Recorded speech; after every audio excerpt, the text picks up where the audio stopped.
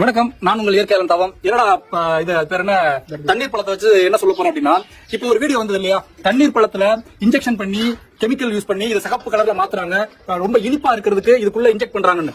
இதை இந்த டயத்துல ஏன் வந்து வெளியில விடணும் அப்படின்னா, நம்ம விவசாயிகள் செய்யக்கூடிய தர்பூசணி பழத்தை ஒழிக்கிறதுக்கு தான்.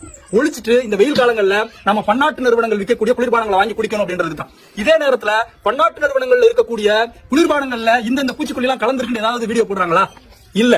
அப்ப இங்க ஒழிக்கப்படுறது யாரு? விவசாயிகள்.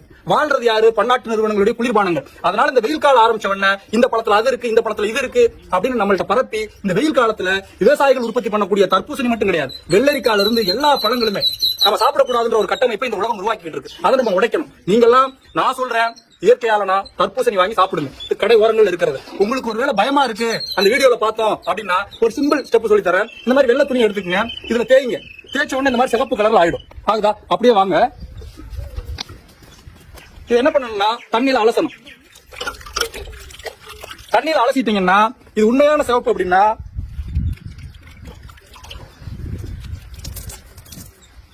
அந்த சிவப்பு உடனே போயிடும். அப்படி போகாம இந்த சிவப்பு இதுல ஒட்டிக்கிச்சுன்னா அதுதான் கெமிக்கல். அதனால பழங்களை சாப்பிடுங்க.